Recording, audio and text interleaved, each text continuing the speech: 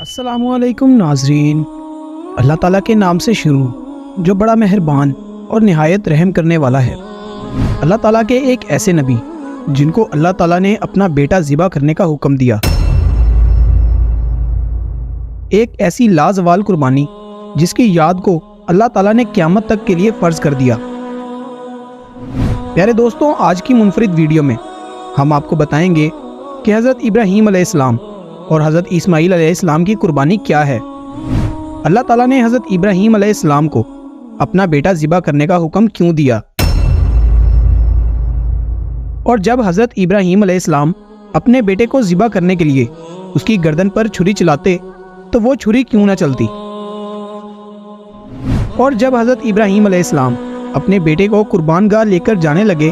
तो शैतान आकर हज़रत हाजरा से क्या कहने लगा, और उस कुर्बानी के दौरान हज़रत जिब्राईल अलैहिस्सलाम जन्नत से मेंढा क्यों लेकर आए। और आज के दौर में किसी इंसान को ऐसा ख्वाब आए कि वो अपने बेटे को ज़िबा करे तो आज के दौर में इसका क्या हुक्म है। प्यारे दोस्तों, इन तमाम तर सवालात के जवाबात कुरान और अहादीस की रोशनी में आज की इस वीडियो में आपको बताएंगे। प्यारे दोस्तों, अल्लाह ताला कुरान पाक में इरशाद फरमाता है कि तुम हरगिज़ भलाई को नहीं पहुंच सकते जब तक तुम अपनी सबसे प्यारी चीज़ अल्लाह ताला की राह में कुर्बान ना कर दो। प्यारे दोस्तों, ये बात याद रहे कि जो अल्लाह ताला के जितना ज़्यादा नज़दीक होता है उसको उतना ही ज़्यादा सख्त मुश्किलात और आजमाई से गुजरना पड़ता है। यही वजह है कि अल्लाह ताला की राह में सबसे ज़्यादा मुश्किलात और आजमाइशें अंबिया कराम पर आई, उसके बाद सहाबा कराम पर, उसके बाद ताबा ताबईन पर, और फिर औलिया कराम पर, और उसके बाद सबसे आखिर में आम इंसानों पर आजमाइशें आई। लेकिन कामयाब वही शख्स होता है जो उस पर साबित कदम रहकर अल्लाह ताला की राह में अपना सब कुछ कुर्बान कर दे। प्यारे दोस्तों, हज़रत इब्राहीम अलैहिस्सलाम अल्लाह ताला के वो बरगज़ीदा नबी हैं जिनको पैदाइश से लेकर आखिरी वक्त तक आजमाया गया और आप हर मोड़ पर साबित कदम रहे। यही वजह है कि अल्लाह ताला ने हज़रत इब्राहीम अलैहिस्सलाम को अपना खलील बना लिया। प्यारे दोस्तों, हज़रत इस्माईल अलैहिस्सलाम हज़रत इब्राहीम अलैहिस्सलाम के वो बेटे हैं जो हज़रत इब्राहीम अलैहिस्सलाम को आखिरी उम्र में अता किए गए थे, और इसी वजह से हज़रत इब्राहीम अलैहिस्सलाम अपने बेटे हज़रत इस्माईल अलैहिस्सलाम से बहुत मोहब्बत किया करते थे, क्योंकि हज़रत इस्माईल अलैहिस्सलाम ही हज़रत इब्राहीम अलैहिस्सलाम के बुढ़ापे का सहारा थे और अल्लाह ताला के दीन को आगे फैलाने के लिए उनके चश्मो चिराग थे। यही वजह थी कि हज़रत इब्राहीम अलैहिस्सलाम हज़रत इस्माईल अलैहिस्सलाम से बहुत ज़्यादा मोहब्बत किया करते थे। एक दिन हज़रत इब्राहीम अलैहिस्सलाम रात को सोए और ख्वाब में आवाज़ आई, ए इब्राहीम, मेरी राह में अपनी सबसे ज़्यादा प्यारी चीज़ को कुर्बान करो। हज़रत इब्राहीम अलैहिस्सलाम जैसे ही उस ख्वाब के बाद बेदार हुए और सोचने लगे कि अंबिया कराम के ख्वाब तो वही की तरह होते हैं और अल्लाह ताला ये चाहता है कि सबसे प्यारी चीज़ अल्लाह ताला की राह में कुर्बान करूँ। चुनाचा उस रात के बाद जैसे ही सुबह हुई तो हज़रत इब्राहीम अलैहिस्सलाम के पास जितने भी ऊँट मौजूद थे वो तमाम के तमाम ऊँट अल्लाह ताला की राह में कुर्बान कर दिए और फिर अल्लाह ताला का शुक्र अदा करने लगे। फिर जब दूसरी रात हज़रत इब्राहीम अलैहिस्सलाम रात को आराम करने के लिए लेटे तो फिर वही आवाज़ आती है, ए इब्राहीम, अपनी सबसे प्यारी चीज़ मेरी राह में कुर्बान करो। इस ख्वाब को देखने के बाद आप बेदार हो गए और कुछ देर सोचने लगे, और सोचने के बाद आपके दिल में ये ख्याल आया कि मुझे सबसे प्यारा मेरा बेटा हज़रत इस्माईल अलैहिस्सलाम है। उसके बाद दिल में ये ख्याल आया कि अल्लाह ताला देखना चाहता है कि मैं अल्लाह ताला की राह में अपनी सबसे प्यारी चीज़ यानी हज़रत इस्माईल अलैहिस्सलाम को कुर्बान करता हूँ या नहीं। चुनाचा जैसे ही आपने ये ख्वाब देखा तो आपने अपने दिल में ये नियत कर ली कि मैं कल सुबह अपने बेटे यानी अपने फर्जंद हज़रत इस्माईल अलैहिस्सलाम को कुर्बान कर दूंगा। जैसे ही वो रात गुजरी तो सुबह उठकर हज़रत इब्राहीम अलैहिस्सलाम अपनी बीवी हज़रत हाजरा से फरमाने लगे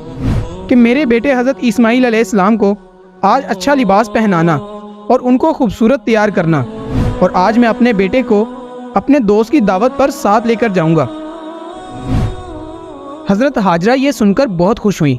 और खुशी खुशी अपने बेटे को तैयार किया और तैयार करके हज़रत इब्राहीम अलैहिस्सलाम के साथ भेज दिया, और हज़रत इब्राहीम अपने फर्जंद हज़रत इस्माईल अलैहिस्सलाम को अपने साथ लेकर कुर्बानगाह की तरफ जाने लगे।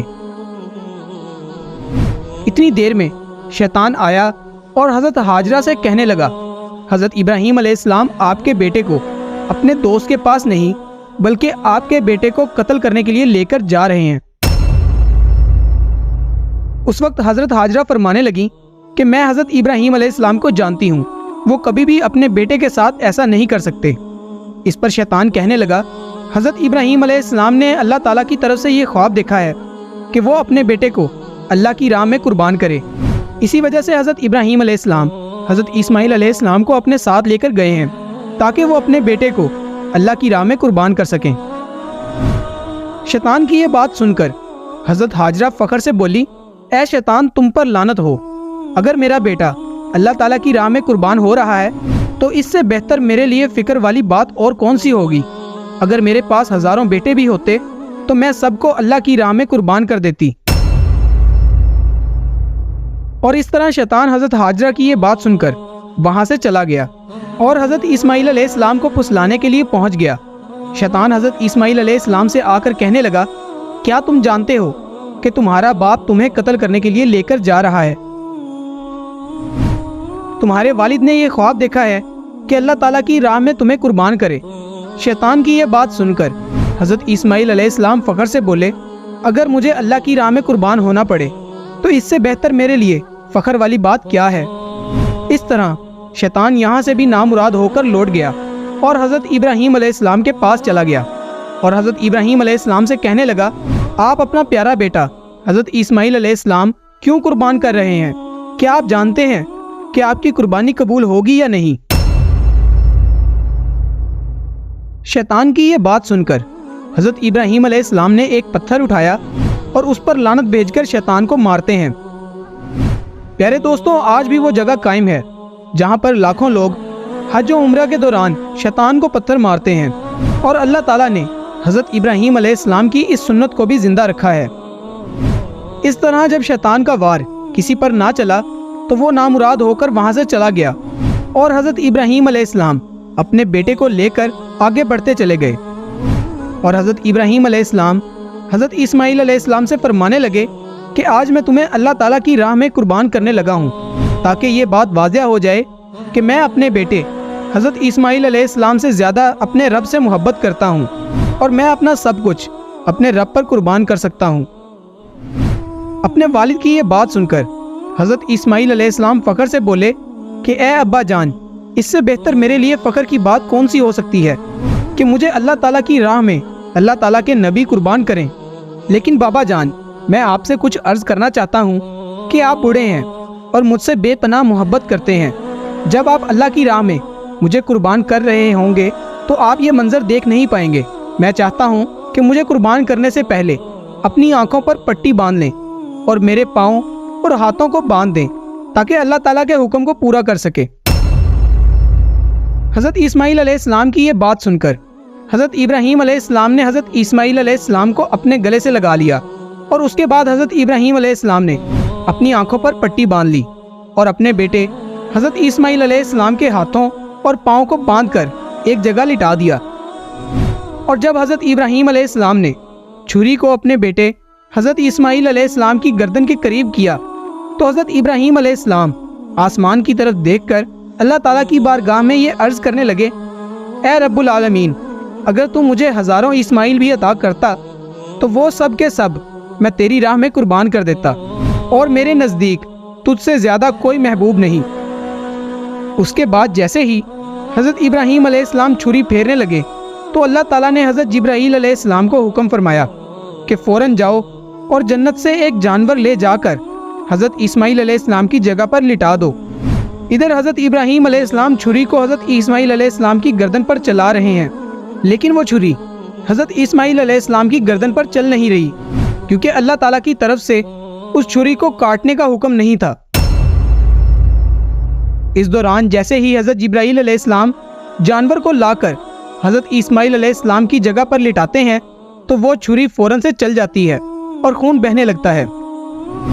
اس بہتے ہوئے خون کو دیکھ کر حضرت ابراہیم علیہ السلام اللہ تعالیٰ کا شکر ادا کرتے ہیں اور کہتے ہیں، یا رب العالمین، تو نے مجھے اپنی سب سے پیاری چیز اپنی راہ میں قربان کرنے کی توفیق دی۔ اس کے بعد جیسے ہی حضرت ابراہیم علیہ السلام اپنی آنکھوں سے پٹی کو اتارتے ہیں اور دیکھتے ہیں کہ حضرت اسماعیل علیہ السلام کی جگہ ایک جانور ذبح ہوا ہے اور حضرت اسماعیل علیہ السلام بالکل صحیح سلامت کھڑے ہیں۔ اس طرح اس قربانی کے بعد اللہ تعالیٰ کی طرف سے یہ آواز آتی ہے کہ حضرت ابراہیم علیہ السلام تیرے اس عمل کو تا قیامت زندہ رکھا جائے گا، اور اس سنت کو ایمان والے ہر سال زندہ کریں گے اور ہر سال اللہ تعالیٰ کی راہ میں جانوروں کو قربان کریں گے۔ یہی وجہ ہے کہ حضرت ابراہیم علیہ السلام کی اس سنت پر عمل کرتے ہوئے پوری دنیا میں اس دن کو عید الاضحیٰ کے نام سے منایا جاتا ہے۔ پیارے دوستوں، انبیاء کرام کا خواب بھی وہی ہوتا ہے، اور وہ خواب میں جو کچھ بھی دیکھتے ہیں وہ حقیقت پر مبنی اللہ تعالیٰ کی طرف سے وہی ہوتی ہے۔ لہٰذا اگر کوئی شخص آج کے دور میں یہ خواب دیکھے تو اس کے لیے یہ جائز نہیں کہ وہ اللہ تعالیٰ کی راہ میں کسی فرزند کو قربان کرے۔ اللہ تعالیٰ سے دعا ہے کہ اللہ تعالیٰ اپنی فرما برداری میں زندگی گزارنے کی توفیق عطا فرمائے۔